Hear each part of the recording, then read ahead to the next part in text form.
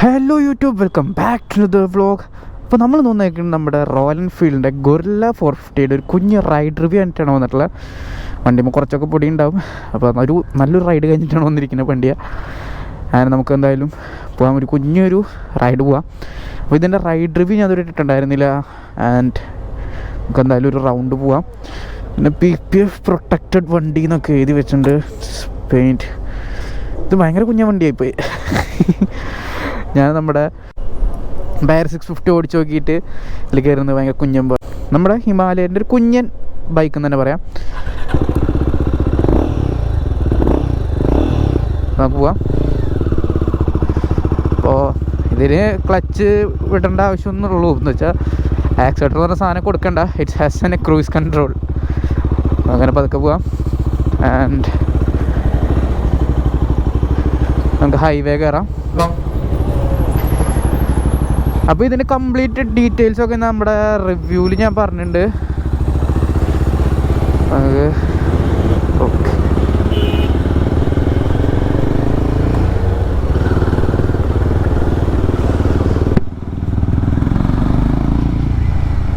അപ്പോൾ നിങ്ങൾക്ക് എല്ലാവർക്കും അറിയണ പോലെ ഇതിൻ്റെ സെക്കൻഡ് ഗിയറാണ് ഭയങ്കര ക്രൂഷ്യൽ അല്ലെങ്കിൽ ഭയങ്കര ഡേഞ്ചറസ് എന്ന് പറയുന്നുണ്ട്. അപ്പോൾ ഞാനിത് മുമ്പ് ഓടിച്ചുകൊണ്ട് നോക്കിയിട്ടുണ്ടെങ്കിൽ പോലും എനിക്ക്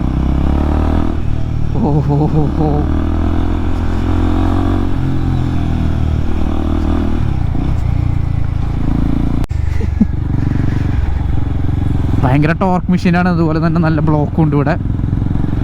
നമുക്ക് പോവാം. Oh my god.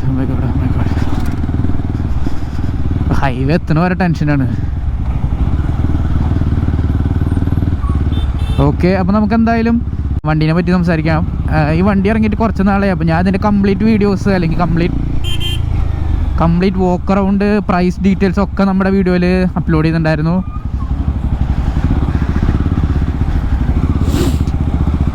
നമുക്കെന്തായാലും ഒന്നുകൂടി പറയുകയാണെങ്കിൽ ലുക്സ് എന്ന് പറയുകയാണെങ്കിൽ ഒരു കുഞ്ഞൻ ഹിമാലയൻ എന്നൊക്കെ നമുക്ക് പറയാം. കുഞ്ഞൻ ഹിമാലയൻ എങ്ങനെയുണ്ടോ അതുപോലെയാണ് ഇത് ബിൽഡ് ചെയ്ത് വെച്ചിട്ടുള്ളത്. നമ്മുടെ പണ്ടത്തെ ഓൾഡ് ഹിമാലയൻ 411 ഒരു അനിയൻ ഉണ്ടായിരുന്നു, നമ്മുടെ സ്ക്രാം എന്ന് പറയുന്നത്. അപ്പോൾ ആളുടെ എങ്ങനെയാണോ അതേപോലെ തന്നെയാണ് ഇവന് വന്നിട്ടുള്ള 450cc ഒരു ഗൊറില്ല എന്ന് പറയുന്ന ബൈക്ക്. അപ്പോൾ നമുക്ക് എന്തായാലും ഹൈവേയിൽ എത്തിയിട്ട് കാണാം.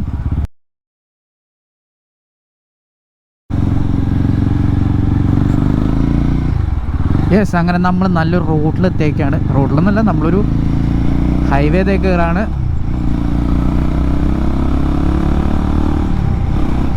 ഓക്കേ, നമ്മൾ നല്ലൊരു ഹൈവേ കയറി. ഹൈവേ കിട്ടിയിട്ട്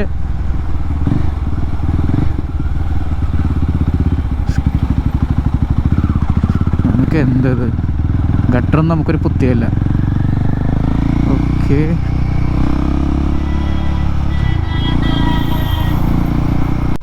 അപ്പം നമുക്ക് ഈ വണ്ടീനെ പറ്റി പറയുകയാണെങ്കിൽ നമ്മുടെ 450cc എഞ്ചിനോട് കൂടി വന്നിട്ടുള്ള അല്ലെങ്കിൽ സിംഗിൾ CC എഞ്ചിനോട് കൂടി വന്നിട്ടുള്ള നമ്മുടെ ബൈക്കാണിത്. ആൻഡ് എന്താ പറയുക, ഞാൻ പറയാനുള്ള കാര്യങ്ങൾ മൊത്തം നമ്മുടെ വോക്ക് അറൗണ്ടിൽ പറഞ്ഞിട്ടുണ്ട്. ഈ വണ്ടി ഓടിക്കുകയാണെങ്കിൽ ഇപ്പോൾ എല്ലാവരും അല്ലെങ്കിൽ ഒരു ഒട്ടുമിക്ക യൂട്യൂബേഴ്സും പറഞ്ഞിട്ടുണ്ട് ഇതിൻ്റെ സെക്കൻഡ് ഗിയർ എന്ന് പറയണമെങ്കിൽ അത്രയ്ക്കും അതിൻ്റെ പീക്ക് ലെവലിലാണെന്നുള്ളത്. അത് ഞാൻ എന്തായാലും കാണിച്ചു തരാം നിങ്ങൾക്ക്. ഒരു ഏട്ടപ്പഴി വന്നിട്ടുള്ളൂ.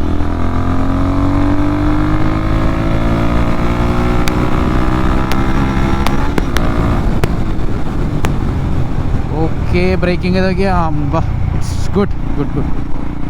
ബ്രേക്കിംഗ് ഒന്നും കുഴപ്പമില്ല. It's so good. യെസ്,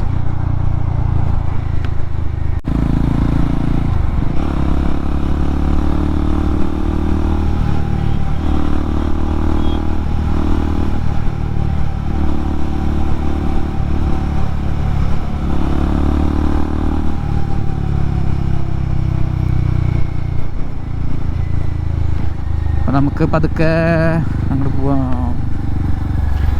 നമുക്ക് യൂ ടേൺ എടുക്കാം. യൂ ടേൺ ഇവിടെ നിന്ന് നല്ലൊരു ഹൈവേ, ഒരു ഓപ്പൺ റോഡ് കിട്ടുമെന്ന് തോന്നുന്നു.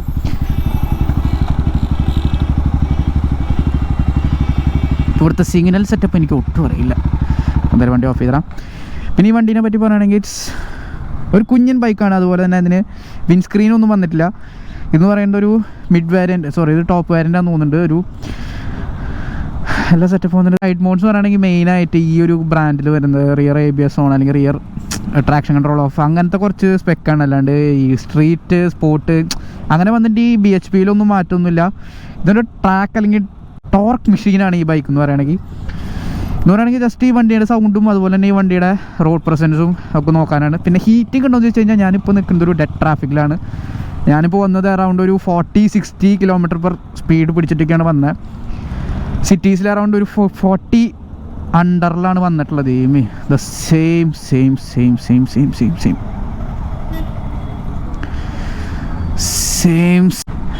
സെയിം ടൈം എനിക്ക് ഇവിടെ തന്നെ വെച്ചിട്ടൊരു കിട്ടിയിട്ടുണ്ടായിരുന്നു.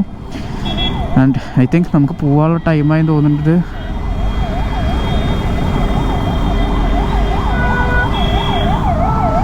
ഓക്കെ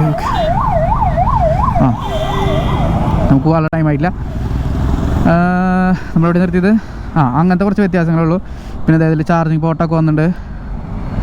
ഇപ്പോൾ ഗോപ്രോൻ്റെ ചാർജ് ചെയ്ത് കഴിഞ്ഞാൽ നമുക്കിതിൽ കുത്തിവയ്ക്കാം. പക്ഷേ പെട്രോൾ കഴിഞ്ഞാൽ ഒരു ഇതുമില്ല, ഫ്യൂവൽ ലോ ആണ്. നമുക്ക് എന്തായാലും ഷോറൂമിലേക്ക് തിരിച്ചു പോവാം. പിന്നെ ഇതിൽ വൈസറിൻ്റെ കുറവുണ്ടോ എന്ന് വെച്ചാൽ കുഴപ്പമില്ല. ഹീറ്റിംഗ് ആണ് നമ്മൾ സംസാരിച്ചു വന്നത്. ഹീറ്റിംഗ് ഉണ്ടോ എന്ന് വെച്ച് കഴിഞ്ഞാൽ എൻ്റെ റൈറ്റ് കാഫ് മസിലിൻ്റെ അവിടെ ചെറിയൊരു നല്ല ചൂടുണ്ട്, ചൂട്ടിരിക്കുകയാണ്. പിന്നെ അതും പോരാണ്ട് ഈ തിളച്ച സാധനം എൻ്റെ കാലിൻ്റെ ഇടയിലിരിക്കുന്ന കാരണം അതിനപ്പുറം ചൂടുണ്ട്. And fuel is low. അപ്പോൾ സിഗ്നൽ കുറേ നേരത്തിന് ശേഷം കഴിഞ്ഞു. അപ്പോൾ ഇതിൽ സെക്കൻഡ് ഗിയർ ഇട്ടേക്കാണ്. നമുക്ക് സെക്കൻഡ് ഇവരെല്ലാവരും ഒന്ന് ഫ്രണ്ടിൽ പോട്ടെ. അപ്പോൾ നമ്മുടെ പിന്നിലും വണ്ടിയില്ല, മുന്നിൽ കുറച്ച് ദൂരത്താണ് വണ്ടി. പിന്നെ സെക്കൻഡ് ഗിയർ ഒന്ന് കാണിച്ചു തരാം.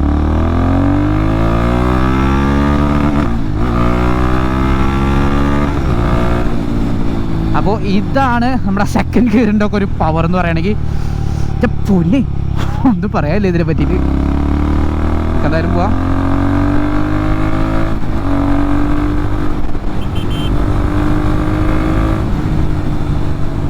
Okay, this bike is so good. എന്ന് വെച്ചാൽ നല്ല പറപ്പിച്ച് ഓടിക്കാൻ പറ്റിയ ബൈക്കാണ്.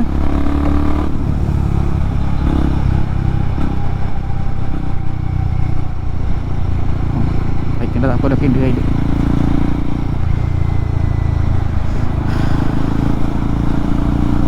യെസ്, നമുക്ക് എഞ്ചിൻ്റെ കാര്യത്തിൽ പറയുകയാണെങ്കിൽ ദ സിംഗിൾ CC എഞ്ചിനാണ്.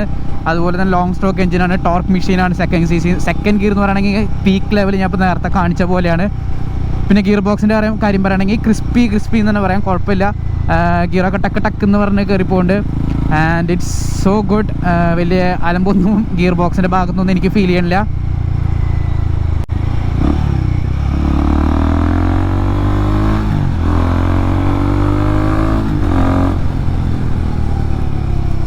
പിന്നെ ഞാൻ ഈ വീഡിയോയിൽ കാണിക്കുന്ന കാര്യങ്ങൾ നിങ്ങളാരും ഇമിറ്റേറ്റ് ചെയ്യരുത്. ബിക്കോസ് നിങ്ങൾക്ക് ഇത്രയും നല്ലൊരു വിഷ്വൽ തരാൻ വേണ്ടിയിട്ടാണ്.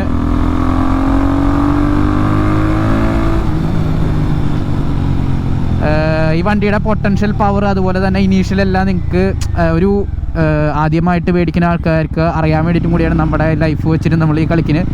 അപ്പോൾ so guys, don't imitate such things.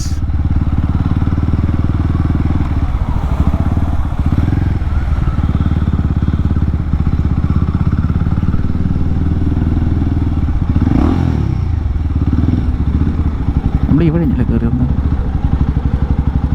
Yes, അത് നമ്മൾ ഈ വഴിഞ്ഞാണ് വന്നത്.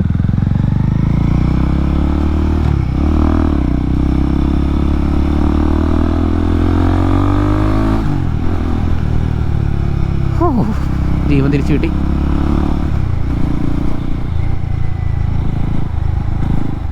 അപ്പോൾ ഗിയർ ബോക്സിൻ്റെ കാര്യങ്ങൾ അങ്ങനെയാണ്. പിന്നെ സസ്പെൻഷൻ്റെ കാര്യങ്ങൾ പറയുകയാണെങ്കിൽ ഷോവയുടെ അപ്പ് സൈഡ് ഡൗൺ ഫോക്സും അതുപോലെ തന്നെ ബാക്കിൽ മോണോ ഷോക്കാണ് വന്നിട്ടുള്ളത്. അപ്പോൾ സസ്പെൻഷൻ കേസിലാണെങ്കിൽ ബാക്ക് എനിക്ക് ഭയങ്കര സ്മൂത്തായിട്ട് തോന്നുന്നുണ്ട്. പക്ഷേ ഫ്രണ്ടിൽ നിന്ന് നൈസായിട്ടൊരു ടപ്പ് ഫീൽ വരുന്നുണ്ട്. പിന്നെ ഹീറ്റിങ്ങിൻ്റെ കാര്യം പറയുകയാണെങ്കിൽ നിങ്ങൾ ഓവർ റവ് ചെയ്ത് പോകുന്ന ആൾക്കാരാണെങ്കിൽ ഹീറ്റിംഗ് എനിക്ക് റൈറ്റ് സൈഡ് ലെഗ് കാഫ് മസിലാണ് ഹീറ്റിംഗ് വരുന്നത്. ഓക്കെ, പിന്നെ സീറ്റിംഗ് പൊസിഷൻ എന്ന് വെച്ചിട്ടുണ്ടെങ്കിൽ എനിക്ക് ഭയങ്കര റിലാക്സ്ഡ് ആയിട്ടുള്ള സീറ്റിംഗ് പൊസിഷനാണ്. എൻ്റെ സീറ്റിങ്ങിൻ്റെ ഹൈറ്റ് എന്ന് വെച്ചാൽ താഴെയും ഹാൻഡിൽ ബാർ മുകളിലാണ്. അപ്പോൾ ഒരു നല്ലൊരു കംഫർട്ടായിട്ട് ഓടിക്കാൻ പറ്റുന്ന ഒരു ഫീലാണ്. ഓക്കെ, നോ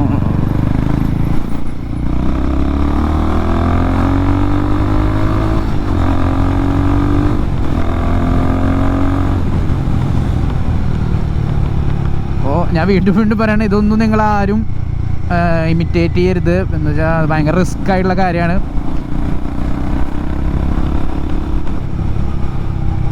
നിങ്ങൾക്ക് അത്രയ്ക്ക് ചെയ്യാൻ താല്പര്യം ഉണ്ടെങ്കിൽ just go and do in A track.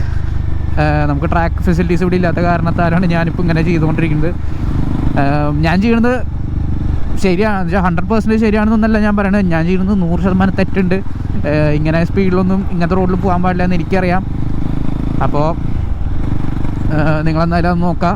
പിന്നെ മൈലേജിൻ്റെ കാര്യം നോക്കുകയാണെങ്കിൽ ഞാൻ അവിടെ നിന്ന് വണ്ടി എടുക്കുമ്പോൾ അറൗണ്ട് ഒരു ഫുൾ കട്ടിണ്ടായിരുന്നു. ആ ഒരു കട്ടിണ്ടായിരുന്നു. ഫ്യൂവൽ മൈലേജ് ഭയങ്കര കുറവാണ്. 450 സീരീസ് ആണെങ്കിലും നിങ്ങൾ ഇത്തിരി പൊളിച്ചോടിക്കാൻ നോക്കുന്ന ആൾക്കാരാണെങ്കിൽ എൻ്റെ മൈലേജ് നിങ്ങൾ നോക്കാൻ പാടില്ല എന്ന് പറയുള്ളൂ. എന്താ വെച്ചാൽ മൈലേജ് നിങ്ങൾ ഭയങ്കരമായിട്ട് ബാഡാക്കും. അപ്പോൾ എനിക്ക് ഇനി ഇവിടുന്ന് ഷോറൂം വരെ എത്താൻ പറ്റുമെന്നും കൂടി എനിക്കറിയില്ല. ഞാൻ പെട്ടു, അയ്യോ. അപ്പോൾ എനിക്ക് ഈ വണ്ടിയുടെ ഒരു ടോപ്പ് സ്പീഡ് ഒന്ന് ചെക്ക് ചെയ്യണം നല്ല ആഗ്രഹം ഉണ്ടായിരുന്നു. അപ്പോൾ ഇവിടുന്ന് ഇറക്കാണെന്ന് കുറച്ച് ഇറക്കുണ്ട്, 2 ഇറക്കുണ്ട്. ആ ഇറക്കം നമുക്ക് ഉരുണ്ട് പോവാം. നമുക്ക് ഈ ഒരു ഇതിൽ പോവാം. ഇപ്പോൾ നിങ്ങൾക്ക് ഈ വണ്ടി നിങ്ങൾക്ക് ടെസ്റ്റ് റൈഡ് നോക്കണമെങ്കിൽ just come to Tax Bikes ചെറിയുള്ള ടാക്സ് ബൈക്സിലേക്ക് വന്നാൽ മതി. അപ്പോൾ 24/7 നമുക്ക് ഈ വണ്ടി അല്ലെങ്കിൽ നിങ്ങൾക്ക് കസ്റ്റമേഴ്സിന് വേണ്ടി വണ്ടി അവൈലബിൾ ആയിരിക്കും. സൺഡേസും ചിലപ്പോൾ ഓപ്പൺ ആയിരിക്കും. അപ്പോൾ നിങ്ങൾക്ക് കോൺടാക്ട് ചെയ്യുക ആൾക്കാരുടെ നമ്പറൊക്കെ ഞാൻ എൻ്റെ ഡിസ്ക്രിപ്ഷൻ ബോക്സിൽ കൊടുത്തിട്ടുണ്ടാവും. Just check it out guys. ഈ വണ്ടി കുഴപ്പമില്ല. പക്ഷേ എനിക്ക് ഗൊറില്ല എന്നൊക്കെ പറയുമ്പോൾ തന്നെ ഒരു പേരിൽ തന്നെ ഒരു മാസ് ഉണ്ട്. നമുക്ക് പതുക്കെ പോവാം. പെട്രോൾ കഴിഞ്ഞാൽ ഒരു രക്ഷയില്ല കേട്ടോ, ഒരു രക്ഷയില്ല. പമ്പുണ്ട് പക്ഷെ പൈസ ഇല്ല, അതാണ് പ്രശ്നം. ഒരു 50 രൂപയ്ക്ക് അടിച്ചിടായിരുന്നു. ഇവിടുന്ന് ഞാൻ എത്ര ദൂരം ഉണ്ടെന്ന് പോലും എനിക്കറിയില്ല. മൈലേജ് ഭയങ്കര കുറവാണ്. നമ്മുടെ ഗൂഗിൾ മൈ പറഞ്ഞ അറൗണ്ട് 30 km/ലിറ്റർ എന്നൊക്കെയാണ് പറഞ്ഞത്. പക്ഷേ എനിക്ക് തോന്നണില്ല അത് 30 കിലോമീറ്റർ ഞാൻ ഓടിയോന്നുള്ളത്. ഒരു കട്ടയും വെച്ചിട്ട് 30 കിലോമീറ്റർ ഓടാന്ന് വെച്ച് കഴിഞ്ഞാൽ ഭയങ്കര ദുരന്തമാണത്. അല്ല, എനിക്ക് കുറ്റം പറഞ്ഞിട്ട് കാര്യമില്ല. ഞാൻ നന്നായി പറപ്പിച്ച് ഓടിച്ചിട്ടുള്ള ഓണത്തോളം പോട്ടെ. നമ്മുടെ ഹിമാലയയിലൊന്നും ഏകദേശം അതേ സ്പെക്ക് തന്നെയാണ് ഇതിൽ വന്നിട്ടുള്ള, വലിയ വ്യത്യാസങ്ങളൊന്നുമില്ല. നമുക്ക് പോവാം. അപ്പോൾ വണ്ടി പെട്രോൾ കഴിഞ്ഞ റോഡിൽ നിൽക്കണേക്കാട്ടും മുമ്പ് ഞാൻ ജസ്റ്റ് വൈൻഡപ്പ് പറഞ്ഞേക്കാം. അപ്പോൾ ഇത്രയൊക്കെയുള്ളൂ നമ്മുടെ ഒരു കുഞ്ഞ വീഡിയോ. ബൈക്കിനെ ഇഷ്ടപ്പെടുന്ന ആൾക്കാരും ബൈക്കിനെ പ്രാന്തമായിട്ട് കരുതുന്ന ആൾക്കാർക്കും വണ്ടിലൻ വൈബു സൈനിങ് ഓഫ്. ബൈ.